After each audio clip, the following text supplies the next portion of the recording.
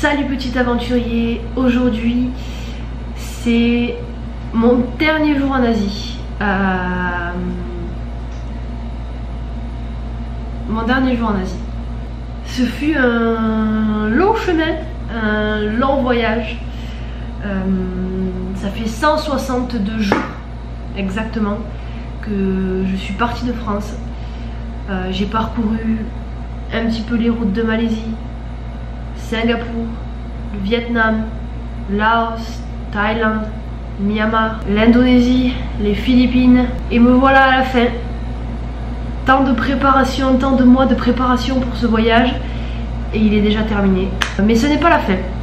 Ce n'est pas la fin. Aujourd'hui, je pars pour une nouvelle destination. Une destination qui est un petit peu différente de l'Asie, mais qui n'est pas très loin. À votre avis, je vais où? Le mieux c'est de le découvrir ensemble, non? Tu veux venir avec moi? Tu veux m'accompagner? Allez, viens! On y va! And that is, everything around you that you call life was made up by people that were no smarter than you.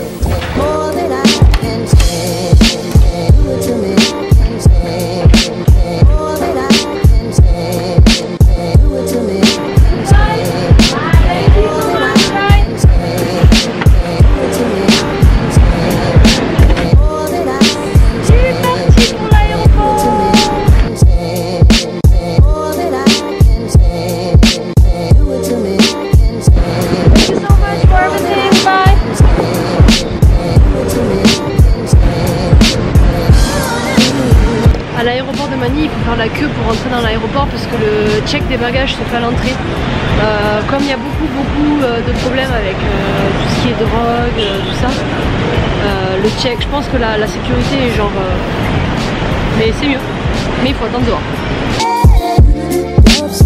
Voilà, je suis dans l'aéroport, je cherche l'endroit où faire mon check-in. L'aéroport est assez grand, il y a beaucoup de guichets. C'est là! J'ai hâte, vous savez pas où je vais, mais moi j'ai hâte. Hello. Kuala Lumpur. And then...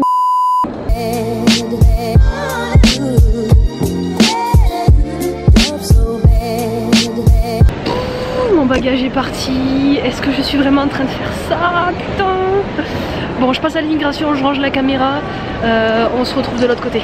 Je me suis posée pendant environ 2 heures, histoire de travailler, d'avancer sur une vidéo. Et là je vais aller me changer, je vais aller mettre mon survêt et direction la porte d'embarquement parce que le boarding time commence dans 10 minutes.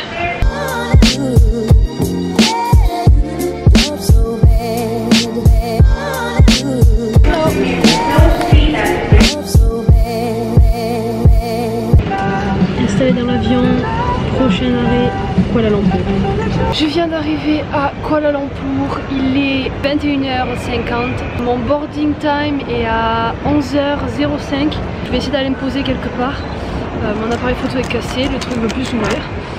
Où est-ce que je vais ensuite? Haha, on le sait pas encore. Il y a la possibilité de remplir ses bouteilles d'eau à l'aéroport de Kuala Lumpur. C'est plutôt cool parce que du coup, il faut acheter pas sans arrêt des bouteilles en plastique et du coup vous créez moins de déchets. Bien. Je suis tellement excitée. Ça va être la folie, mais ce pays, je veux y aller depuis, je sais pas, 3 ans, 4 ans. C'est parti pour l'embarquement.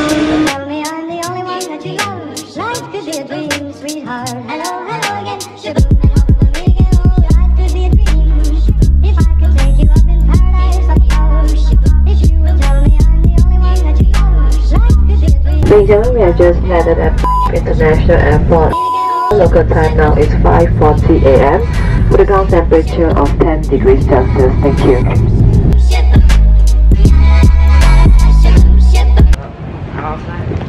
Oh. Il fait froid, putain. Il fait 10 degrés. Et j'ai pas eu ce genre de température depuis 5 mois. Ok. Welcome to Perth, Australia. Yes.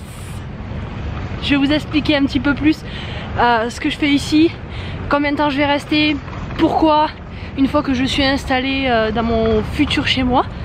Et puis on se retrouve sur la route. Je pense que je vais filmer un petit peu tout ça. On va voir le lever du soleil aussi.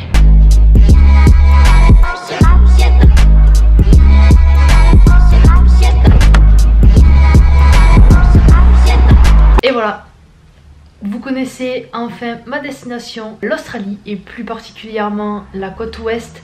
Je suis dans une ville qui s'appelle Fremantle, qui est en fait juste à 30 km au sud de Perth. Fremantle c'est à genre 4 km de la mer. Si je continue en fait dans cette direction, logiquement, si je me rappelle bien, je dois pouvoir accéder à la plage. Pour la plupart d'entre vous, vous êtes au courant que j'étais censée partir 6 mois et rentrer en France. Mais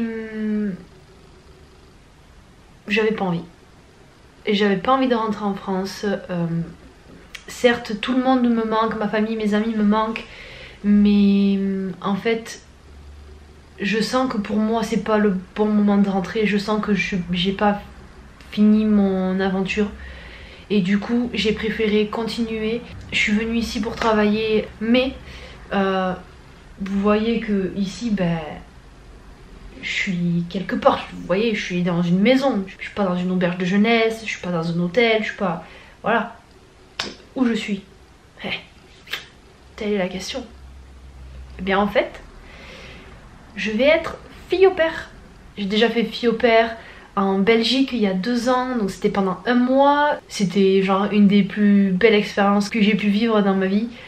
Tous les jours j'étais à la plage avec les petits, on faisait du surf, je suis tombée sur une famille vraiment en or.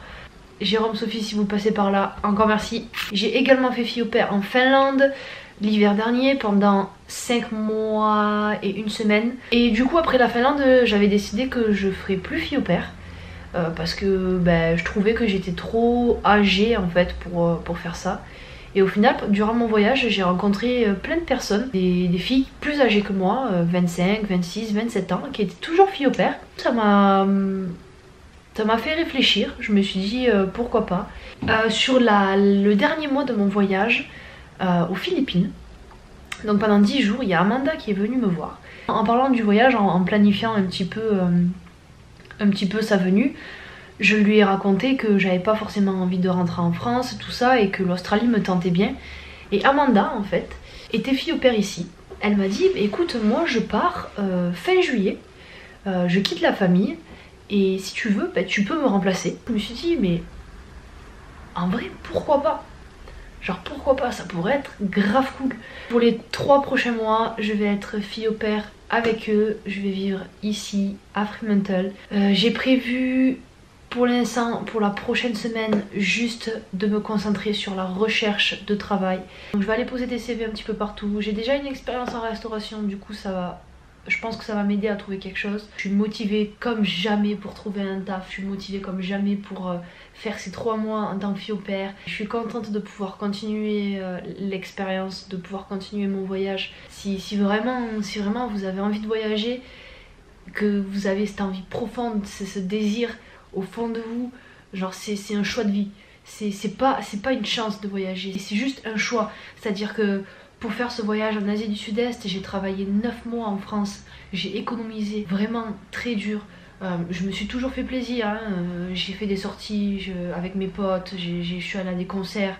Mais je me suis privée sur vachement d'autres choses. Je le dis encore, c'est vraiment un choix de vie. Quand on veut voyager, il faut faire des concessions. Il faut le vouloir au plus profond de toi pour faire ce genre de concessions, parce que c'est pas facile. Enfin bref. Je pourrais vous en parler pendant des heures, c'est pas le but de la vidéo. Le but de la vidéo, c'est de vous expliquer où je suis, pourquoi, pendant combien de temps, ce que je vais faire ici. Donc voilà, c'est fait. Si jamais vous êtes intéressé par une autre vidéo, dites-moi en commentaire ce que vous aimeriez que je vous raconte, si vous voulez des conseils, si vous voulez des petites anecdotes. Voilà, j'essayerai de faire ça. Je pense qu'on a fait le tour.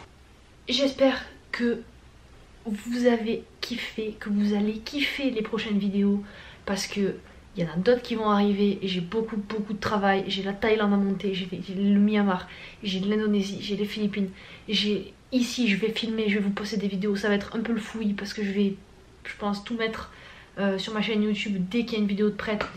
Merci d'avoir regardé. Si t'as aimé, mets un petit pouce bleu. Si t'as pas aimé, désolé. Désolé. Et n'oublie pas de t'abonner. Ici. Là. Ici. Allez, abonne-toi. Salut!